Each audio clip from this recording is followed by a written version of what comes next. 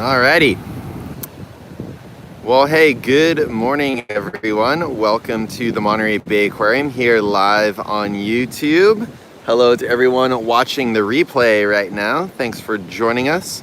My name is Patrick. I work at the aquarium here in social media, and we are live right now off the back deck of the aquarium looking at some big waves that are rolling through Cannery Row right now as a part of this first big winter swell. Hey, Samantha, thanks for joining us. So we've got some big waves rolling on through Canada. Up here, when the waves aren't breaking, but as you can see here, they just roll on through and smash up against our wave guards here at the aquarium. Hey, Lauren, thanks for joining us. And these waves are massive right now up and down the coast and here along Cannery Row. If you see any amount of swell action like this, yeah, it's pretty spectacular there, Jonathan, absolutely. If you see this amount of wave energy inside the Monterey Bay here along Cannery Row, you know it's big. Out in Carmel and Marina, up and down the coast. Hey, Susie, thanks for joining us.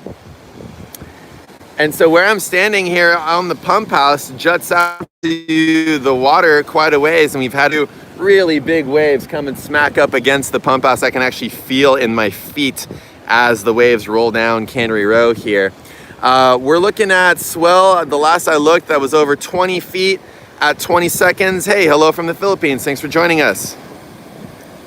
Oh, down by Pacific Grove and in Marina, it's absolutely huge, absolutely. Say hi to Lucy, will do, Susie. Thanks for joining us.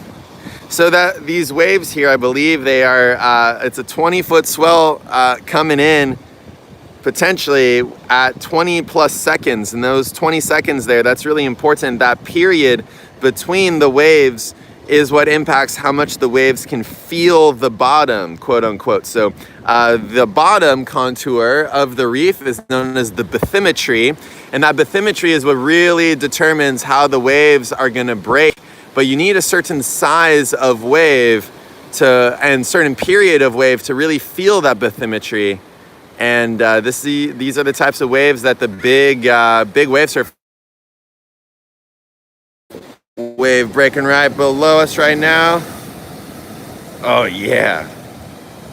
Yeah, and there has been quite a bit of a storm here. I just drove down from Mendocino. It's been raining extremely hard in the Bay Area and then down this way here. So that storm definitely making its presence known here. And then with these waves that can travel across the Pacific, I believe this storm formed up in the North Pacific there around Alaska and whipped its way past Hawaii and is now down over here.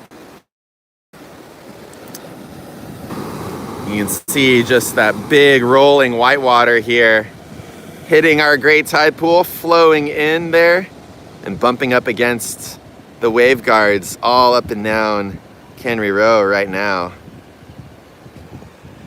Huge waves right now. And if you were over in Marina, so that's down this way, if you were in Marina there, if you were over in Seaside, Sand City, New Monterey, you're gonna see quite a lot of wave activity there. Here along Cannery Row, with these big waves mean that the kelp gets ripped out there for the season until the springtime can roll through. And that's a normal process to have happen with these winter swells. It's a normal part of the cycle to have the kelp ripped out, and you can actually see there's a lot of kelp ripped out right below us. And that kelp gets ripped out, thrown out to sea where it can then become habitat for other organisms. Can become a little nursery out there for larval fish that are out in the open ocean, along those kelp patties as they're known. The kelp land on the beach and become a habitat for loads of different animals, including flies and other insects there that then we got big sea spray on our windows right there. Folks, if you're visiting the aquarium and in our restaurant, you're in for a treat today. But that food there, living in the kelp on the beach, can then become food for the migrating birds that are here this time of year in the winter. And then some of the kelp will also be ripped out and head out into the deep sea. where it can feed an entire other community there. That's an excellent question. Where are the otters right now? Many of them are probably further offshore or tucked into a sheltered cove, maybe over by the Monterey Breakwater. Oh my goodness, we have such a big wave rolling in right now, everybody.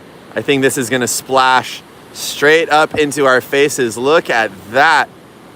That is a head-high wave about to break right below me, everybody. Get ready. Oh my goodness.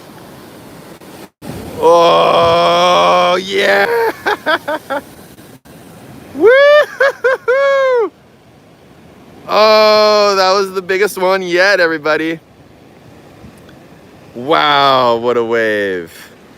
Oh, that swell broke right up in our face right here, right below. Oh, dude, I smacked the lip and got so pitted right there. You just drop in, drop down on that one. Here comes, I believe, the bigger set here. These are the big monster waves we were talking about. There it goes, rolling right below us, hucking, breaking. I'm on the second level. Well, I guess I'm on the 2.5 level. There's the third level right there by the kelp forest. I'm on top of the pump house where the penguins are right over there. Oh, here we go, folks. Another big one breaking right below us. Oh, yeah. That's what's up with these winter swells. So these big winter swells, you know, they come around this time of year very frequently. This year, though, seems like with the chance of El Nino, there's a lot of supercharged energy out here at the moment. Do the animals like those really big waves? You know, it's a little bit of extra work for them. We saw a cormorant pop up in here that was very surprised by the big wave rolling through. So these waves just make it a little bit more difficult for a lot of animals out there to find some food. Obviously, if you're living on the seafloor, you're feeling quite a bit of pressure. For the sea otters out there, they're having to deal with the fact that there's not a good spot for them to really wrap up and rest. Although we do see a couple of otters right there in us. So they usually head offshore or into a harbor or protected marina area. Last year we had over 100 otters that were hanging out off the back deck in the last little remains of the kelp after the storm rolled through. Definitely something to be concerned about. But for an animal like a whale, the gray up and down, gray whales are a little bit gnarlier surf up in the northern parts of the world here. We got another wave rolling through. Another thing, I don't know if you can see this, everybody, but you see all of that scum line right there. That's a whole bunch of emulsified, chopped up kelp, as well as whatever plankton is in the water that just gets whipped up into this soap, into this foam you can see out there. And depending on what type of algae are out there, that foam can be pretty difficult to deal with for seabirds. There are some dinoflagellates out here. Sanguinea, I believe is the name. They turn the water a very, very crazy Mountain Dew green. And they also produce what's known as a surfactant that will strip off the waterproofing of birds if they are around. So I'm not saying that's what's in this particular foam, but when you see that foam, that means that there's a lot of action whipping up various organic particles in the water. And that foam, depending on who's around, can actually have consequences beyond just being this weird scum line there on the surface. So much activity, so much happening right now. And again, normal part of the winter to have these big waves rolling through. But certainly an impressive display whenever they are around here. You don't see this in the summer, folks.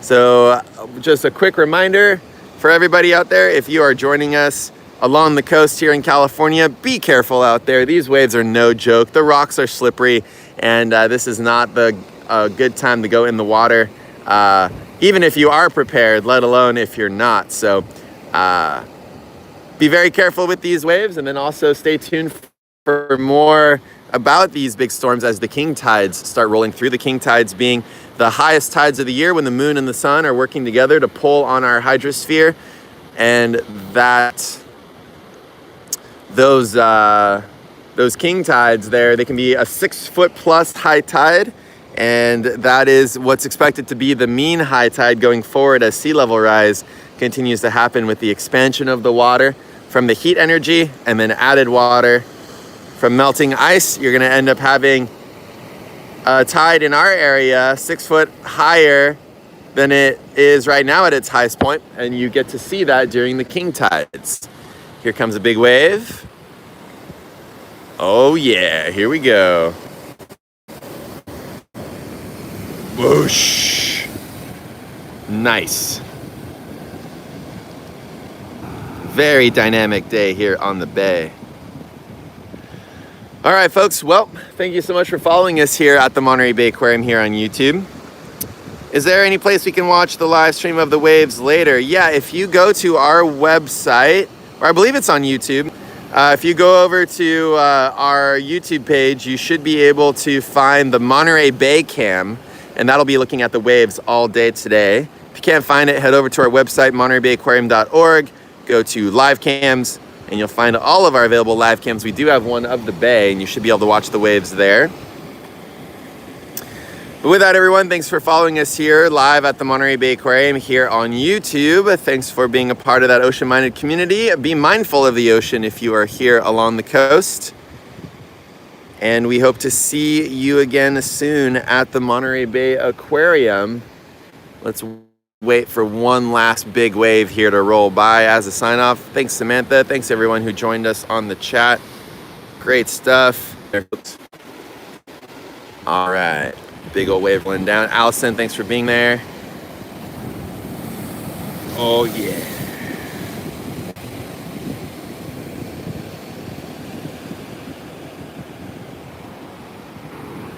All right. Have a great rest of your day, folks. See you again soon at the Monterey Bay Aquarium.